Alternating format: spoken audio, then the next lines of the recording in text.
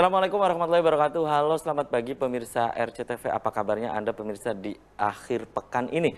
Kembali saya Afif Rifai hadir di hadapan Anda pemirsa di program Selamat Pagi Cirebon. Dan pemirsa di edisi akhir pekan ini nanti kita akan bahas tentang cara membuat tulisan untuk di media. Nah, ini pemirsa tulisan artikel ya. Nah, apa sih yang dimaksud dengan artikel? Dan mungkin Anda pemirsa di rumah juga pernah untuk mencoba menulis ya. Terkadang baru 2 baris, 3 baris tetapi ngeblank katanya ya, apa nih ke depannya ataupun apa terusannya untuk menulis itu. Dan ini banyak di kendala ini banyak ini yang ini pemirsa untuk guru ataupun untuk dosen sekalipun ya, ketika untuk menuangkan gagasan di laptop misalnya atau di komputer, ini akhirnya mandek ataupun berhenti pada 3 baris itu. Padahal sudah ada angan-angan untuk menulis, tapi kok susah banget untuk menuangkannya. Nah, ini pemirsa di pagi hari ini nanti kita akan membedah tentang cara membuat artikel di media massa ya. Dan ini pemirsa saya hadirkan, saya kenalkan dulu. Tentu Anda di rumah dengan sosok yang satu ini sudah tidak asing lagi. Menulis ya merupakan sebuah kebutuhan, itu prinsip dari sosok yang ada di sebelah saya. Kemudian juga ini pemirsa ratusan artikel untuk di Koran Radar Cirebon, itu hanya satu di Koran Radar Cirebon. Belum di koran ataupun media-media yang lain. Ini sudah ribuan ya yang ditulis oleh sosok yang satu ini. Ada Mas Samsudin Kadir, biasa dipanggil dengan Bang Kadir. Selamat pagi Bang Kadir. Assalamualaikum. Waalaikumsalam. Apa kabarnya Bang Kadir? Kabar baik Mas Oke, terima kasih nih sudah menyempatkan hadir di Selamat Pagi Cirebon edisi akhir pekan. Bang Kadir, ini Mas, tentang cara membuat artikel nih. Ini mungkin juga pemirsa di rumah kan ingin tahu nih. Betul, ini Anda hampir setiap kali bertemu dengan siapa, tokoh-tokoh penting misalnya, agenda penting, kegiatan penting, Anda langsung menuangkan gagasan Anda gitu ya. Dan ini cara membuat artikel ya, itu awalnya bagaimana sih gitu? Pengalaman Anda? Iya, untuk pengalaman. Sebetulnya kan sebelum ke situ artikel ini kan lebih ke opini ya. Opini, oke. Jadi opini personal, opini kita begitu. Jadi pendapat kita tentang suatu, preferensi kita, kemudian respon kita terhadap situasi tertentu dan semacamnya begitu ya. Nah, kalau kita memiliki 2-3 poin tadi sebetulnya sangat mudah bagi kita untuk menulis gitu. Nah, sebetulnya gitu. Kenapa? Karena menulis ini kan sebetulnya sudah kita biasakan sejak dari kecil, PAUD, TK, SD, dan seterusnya, bahkan sampai perguruan tinggi.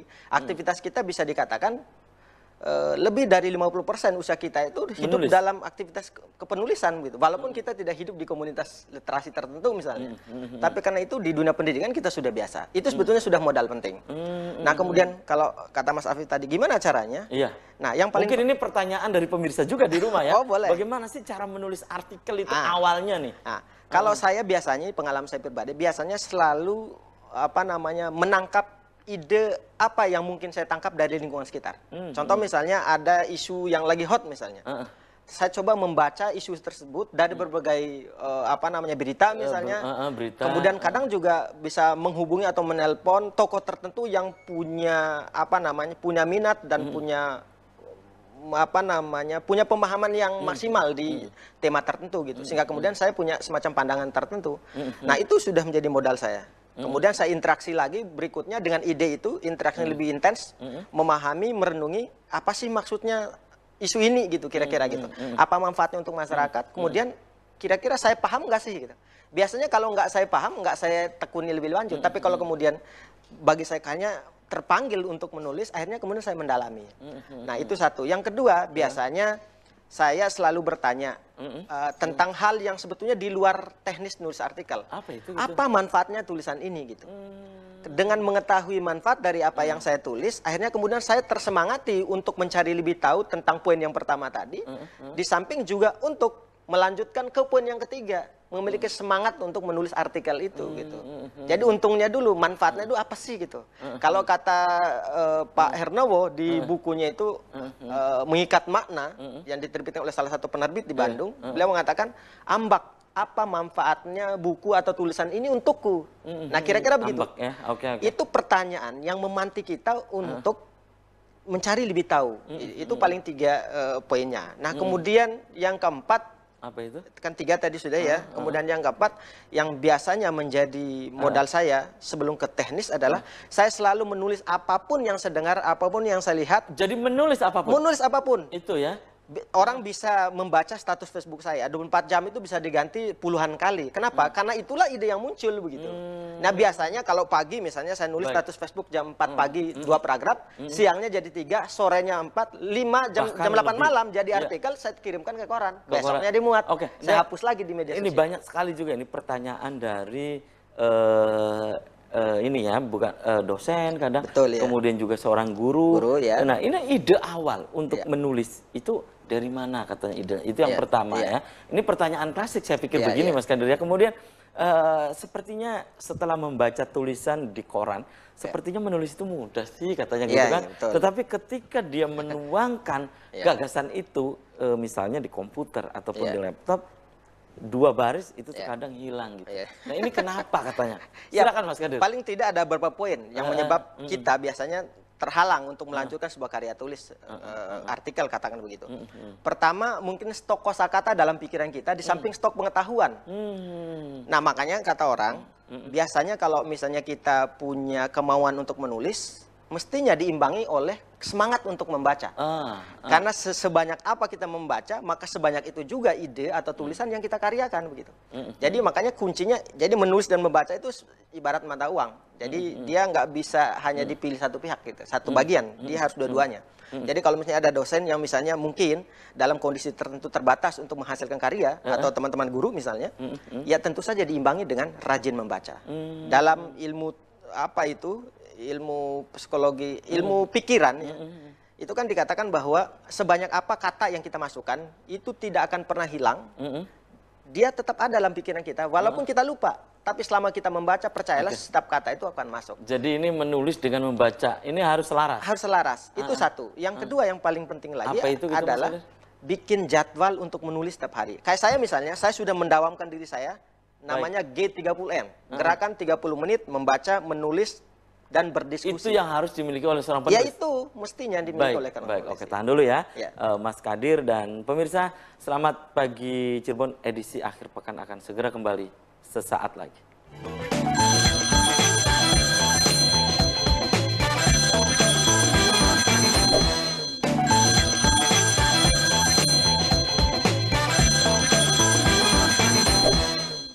Ya, Anda masih di Selamat Pagi Cirebon edisi akhir pekan. Pemirsa, saya masih bersama Bang Kadir. Ini pemirsa yang sedang kita obrolkan di pagi hari ini, cara membuat artikel ya. Nah, ini kembali saya ke Bang Kadir nih. Bang Kadir, tadi ya yang harus dimiliki, tadi terputus jeda iklan ya, yang dimiliki oleh seorang penulis ya. Berarti ini yang tadi Anda sebutkan, menulis, kemudian membaca. Ini harus selaras, harus seimbang. Ya. Kemudian apalagi yang harus dimiliki oleh misalnya seorang yang ingin menulis artikel itu?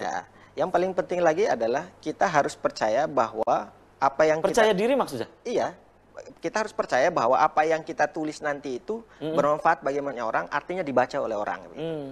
Nah, sebelum ke situ tentu saja dibangun, yang paling penting dibangun adalah rasa cinta dengan apa yang kita aktivitaskan gitu. Misalnya kita menulis, kita harus mencintainya begitu. Pekerjaan apapun ketika kemudian kita mencintainya, maka kita akan terpanggil terus untuk melakukannya begitu.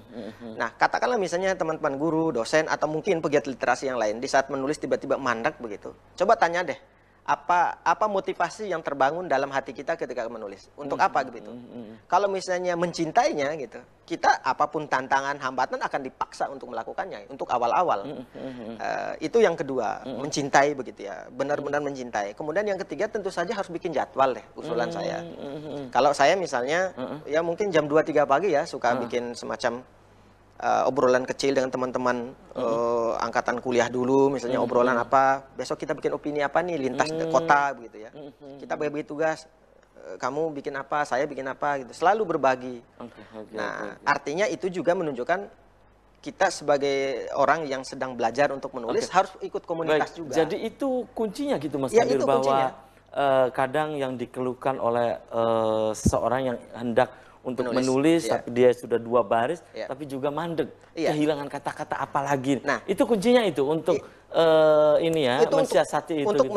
menanggulangi. Tapi sebetulnya kalau yang barusan itu Mas Hafiz, misalnya kita nulis 2-3 paragraf, percayalah itu ide yang bagus. Jangan pernah menghapus ide atau kosakata yang sudah ditulis, karena kata yang muncul tidak selamanya datang kembali. Di save saja, alihkan ke aktivitas lain, berdiri, jalan, minum, keluar dari rumah. Kemudian lanjutin lagi.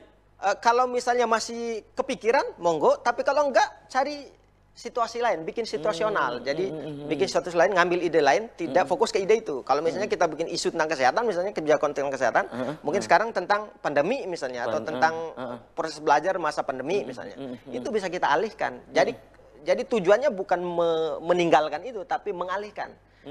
Bisa jadi kan kosakata kita tentang isu tertentu bukan habis ya, kayak mandek begitu. Baik. Ya udah di save di folder khusus, baru lanjut ke tema yang lain yang mungkin kita suka. Nggak apa-apa gitu, loncat-loncat gitu ya. Tentang cinta, tentang pengalaman hidup, relax, tentang keluarga, tentang sahabat kita. Pokoknya apapun ditulis. Apa saja bisa.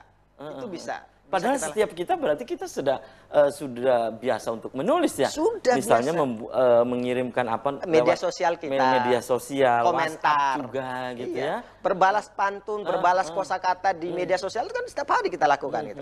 Dan itu bisa kita elaborasi lebih lanjut dalam waktu tertentu misalnya, dan itu bisa menjadi buku. Ada loh kumpulan tulisan status Facebook yang inspiratif begitu.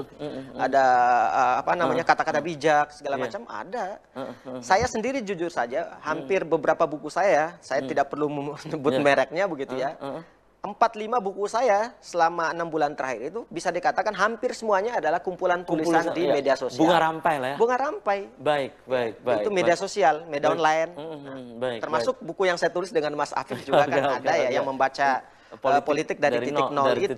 Itu kan kumpulan tulisan di radar. Di radar ya, di radar ya. Oke, Mas Kadir, ada yang bilang juga bahwa sang guru besar gitu ya, kemudian juga akademisi ya, dalam hal ini mungkin dosen dan yang lain itu belum tentu bisa menulis ya. Ada yang bilang begitu gitu, Mas Kadir ya. Apalagi katanya seorang guru misalnya, maaf ya, untuk menuangkan gagasan lewat tulisan itu adalah hal yang susah, hal yang sulit gitu ya. Tetapi ya menurut pengalaman Mas Kadir sendiri ya tentang menulis itu, apakah ini harus terus dilakukan secara kontinu atau memang bisa karena biasa sih gitu, Mas Kadir? Ya, memang saya ulangin yang tadi ya. Selain penjadwalan, kalau dalam teori pendidikan, kebetulan saya ngajar juga begitu ya. Kalau dalam teori pendidikan itu kan proses belajar itu akan berjalan dengan baik dan bisa diikuti oleh peserta didik, baik itu siswa maupun mahasiswa. Itu karena ada 3 hal. Pertama adalah keteladanan, pembiasaan, dan pengulangan. Pengulangan. Pengulangan. Nah, sekarang kira-kira teman-teman dosen, akademisi, dan guru itu kendalanya di mana? Di 3 itu kah? Kalau 3 itu berarti tinggal pembiasaan. Pembiasaan. Kalau misalnya masih susah juga karena ada jadwal segala macam, memang harus dipaksa memang bahwa menulis itu bukan sekedar untuk kegiatan peningkatan jenjang akademik misalnya. Biasanya begitu. Untuk kenaikan pangkat gitu kan. Karena banyak juga teman-temannya diskusi juga soal itu gitu. Tapi kalau misalnya orientasinya ini untuk pencerdasan dan pencerahan bangsa, sebagaimana yang dijelaskan dalam konstitusi kita ya, tujuan bernegara melindungi segala bangsa dan terusnya, salah satunya adalah mencerdaskan bangsa. Nah, salah satu upaya pewarisan dari para guru dan akademisi itu adalah menghadirkan karya tulis. Meninggal nanti misalnya, ilmu mereka sudah tertransfer ke guru dan mahasiswa. Tapi ketika bukunya ada, itu terbaca dan itu menjadi kenangan abadi. Itu lebih abadi dari sekedar... Dan itu tetap hidup? Itu tetap hidup. Tetap hidup. Warisan duniawinya kena, warisan akhiratnya kena. Jadi amal jariah, sekaligus jadi amal duniawi gitu. Kan itu bisa di... Berarti, kembali ke... tadi ya, para penulis ini. Menurut Mas Kadir ini berarti harus dibiasakan dan harus dipaksa. Harus dipaksa, harus dibiasakan. Apalagi para dosen. Karena kalau dosen nggak nulis itu, aduh, susah banget itu. Kasihan banget. Ilmu kan udah ada tuh. Tinggal pembiasan aja. Kasihan tuh kosakata ilmu pengetahuannya, punya ide gagasan besarnya itu hanya menjadi menjadi tergudangkan di dalam pikirannya, tidak termanifestasi, tidak tertuangkan dalam bentuk karya tulis. Padahal pembaca sangat menanti pandangan-pandangan akademisi tentang kesehatan, pendapatnya seperti apa, tentang tata kota, tentang kebijakan publik, dan tentang sastra misalnya, tentang sastra, puisi, cerpen, pengalaman hidup, drama juga, drama. dan berbagai karya lain begitu. Dan menurut Anda ini harusnya seorang akademisi menulis itu adalah keharusan ya? Seharusan, bukan sekedar kewajiban akademik, bahkan bagi saya itu kewajiban moral sebagai seorang yang memiliki ilmu pengetahuan. Gitu. Lihat para tokoh-tokoh kita dulu, nyaris mereka bukan pendidik, tapi mereka tokoh besar, tapi kerja mereka adalah menulis. Jadi literasi bagi mereka adalah lebih dari sekedar aktivitas politik mereka, aktivitas akademik mereka, aktivitas profesi mereka gitu. Karena menulis bagi mereka bukan sekedar sebagai sebuah tradisi, tapi sebuah kebutuhan hidup begitu. Saya jujur saja masih enggak tahu percaya nggak percaya oleh sebagian masyarakat begitu ya. Mungkin sebagian orang juga percaya. Dengan menulis kita dijauhi dari sakit. Saya kemarin pas sakit itu Mas Hafid. Karena tidak menulis. Iya beneran, saya menulis untuk, maaf saya sebut namanya di sini, untuk Pak M. Nur itu kan. Setelah itu kan saya sakit. Yang dimuat di koran Yang dimuat di koran radar itu bukan saya nulis, itu kan nulis sore itu saya ini itu. Saya nulis, ternyata pas malamnya, saya nggak nulis karena saya diminta oleh beberapa koran di luar kota tentang pilkada serentak misalnya. Saya terlambat ini, saya ketiduran, ternyata penyebabnya adalah karena ada ide yang tidak dikeluarkan. Begitu. Baik. Dan ada lagi nih. Ini saya pikir juga Mas Kadir ya, ini persoalan klasik yang dihadapi oleh yang ingin menulis. Betul. Itu katanya gini Mas Kadir, dia tuh udah ada nih di sini ingin dituangkan, tetapi tidak dituangkan, akhirnya hilang gitu Mas Kadir. Ya itu bagaimana cara mengikis penyakit begitunya gitu Mas Kadir? Iya kan? Ya kayaknya saya juga mengalami hal serupa dan hampir semua lah yang hampir semua mengalami begitu. Kita semua mengalami hal itu. Tapi kalau mengikuti pola tradisi pesantren klasik ya begitu, di antara salah satu mengingatkan sesuatu itu kan diantaranya rajin berwudu katanya. Yaitu mungkin kalangan santri. Untuk kalangan santri bisa jadi ya, harus banyak membaca. Karena kata-kata yang hilang itu kan, kata-kata itu menjadi ada kan karena kita membaca. Jadi untuk diadain lagi ya baca kembali. Oke, tahan dulu ya. Mas Kadir, nanti akan saya tanyakan lagi usai jeda iklan. Dan pemirsa, selamat pagi Cirebon, edisi akhir pekan akan segera kembali usai jeda iklan berikut ini.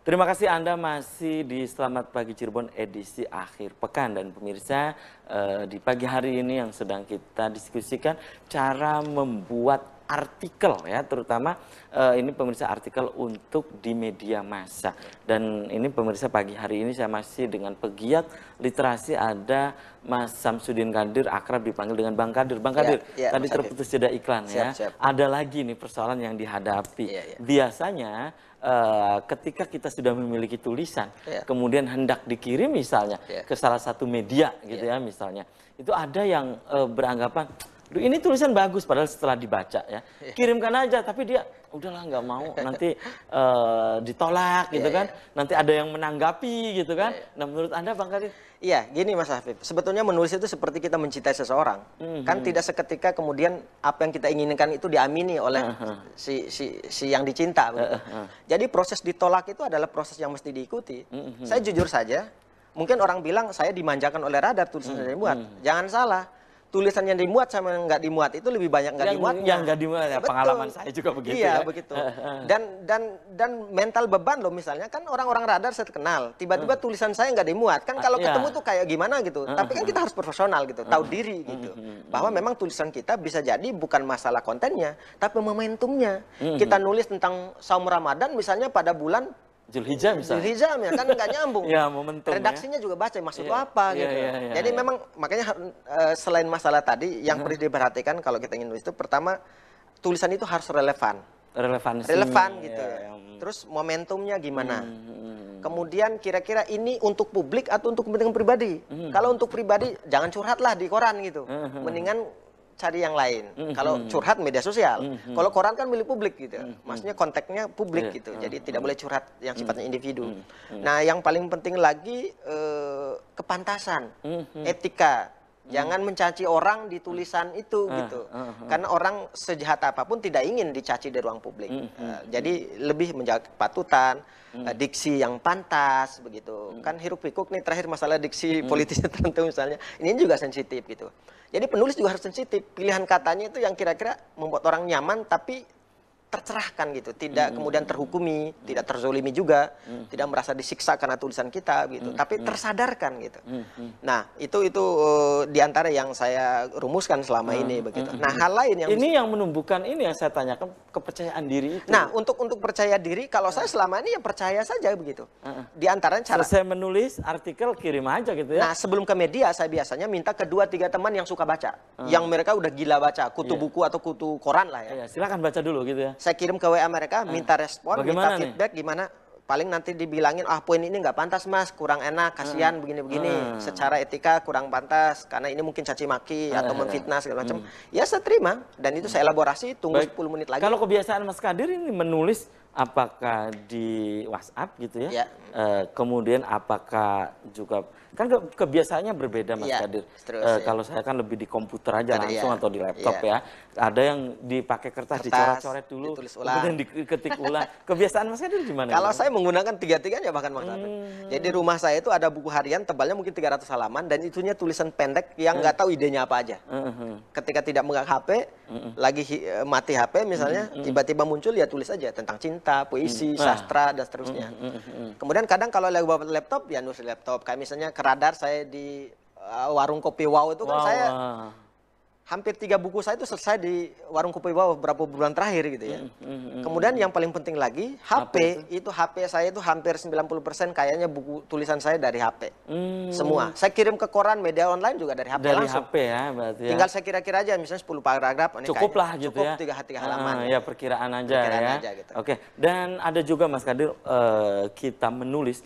Kalau mungkin Mas Kadir, saya menulis itu adalah hal yang biasa ya. Betul. Ada lagi menulis itu misalnya untuk kenaikan pangkat, untuk terkadang hanya karena tuntutan akademis saja. Betul, misalnya seorang dosen itu juga kan harus membuat salah satu karya ilmiah, bahan ajarnya itu dibukukan gitu. Betul, menurut Mas Kadir?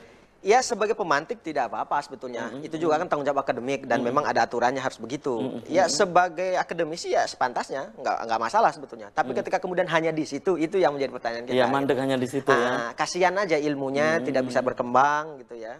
Kasihan udah bergerak doktor, apalagi profesor, kemudian masyarakat hanya tahu bahwa dia guru besar, dia hanya tahu akademisi cukup di situ. Dosen gitu ya. Tapi coba keluar dari pakem itu gitu, bahwa ternyata akademis juga punya ide besar. Harus melampaui itu maksudnya? Ya melampaui ruang lingkup laboratorium akademik begitu. Harus keluar, karena masyarakat kan tidak menilai akademis itu dari dosennya, tapi apa manfaat ilmunya. Manfaat ilmu itu ketika dieksplor ilmunya begitu melalui media massa. Saya kira Radar Cirebon akan mengapresiasi sekali begitu ya. Nah sekarang, apalagi kalau di hari Sabtu misalnya ya, di hari ini nih, itu kan ada halaman khusus misalnya untuk dosen-dosen bahasa Indonesia ya, ataupun guru bahasa Indonesia untuk sastra, puisi, drama, karya ilmiah dan seterusnya gitu, sajak dan sebagainya begitu. Dia sekarang dieksplor aja gitu. Nah kalau saya memang selama ini perihal untuk menulis ini, saya biasa kan ada juga yang bertanya Mas Afif, mana yang duluan? Judulnya dulu atau apa dulu? Nah, kalau saya selama ini apa aja dulu. Ada yang ide bisa judul dulu atau bisa tulisan judul dulu ya? Tulisan dulu, misalnya idenya tiba-tiba muncul. Ternyata ide awal itu nanti simpannya paragraf 5. Kalau saya dari judul dulu. Karena Mas Kadir. Ada yang ada kadang judul dulu juga ada, tapi kadang apa ide ini itu gitu. Kayak hari ini kan bisa ditulis jadi artikel juga, obrolan hari ini. Obrolan hari ini ya. Gitu. Jadi semuanya bisa kita karyakan. Baik. Dan sayang sekali Mas Kadir ya. Usai sudah kebersamaan di Selamat Pagi Cirebon edisi akhir pekan Mas Kadir, nanti kita bisa dilanjut lain waktu, lain kesempatan tentu dengan topik yang berbeda. Mas Kadir di closing statement, pesannya apa untuk pemirsa di rumah? Ya sederhana saja. Teruslah menulis, karena menulis itu lebih abadi dari nyawa kita. Dan kalau misalnya hari ini kita menulis, percayalah bahwa itu bukan sekedar sebagai karya duniawi, tapi juga menjadi amal jariah kita. Karena yang membacanya bukan saja sekarang, tapi juga nanti dan seterusnya. Semoga karya kita abadi. Salam literasi. Baik. Oke. Terima kasih nih Mas Kadir sudah menyempatkan hadir di Selamat Pagi Cirebon edisi akhir pekan. Pemirsa, demikian Selamat Pagi Cirebon edisi hari ini. Semoga bermanfaat. Terima kasih atas perhatian dan kebersamaan Anda. Akhirnya saya, Afif Rifai, dan kerabat kerja di pagi hari ini harus pamit undur diri. Sampai jumpa lagi. Selamat berakhir pekan. Wassalamualaikum warahmatullahi wabarakatuh.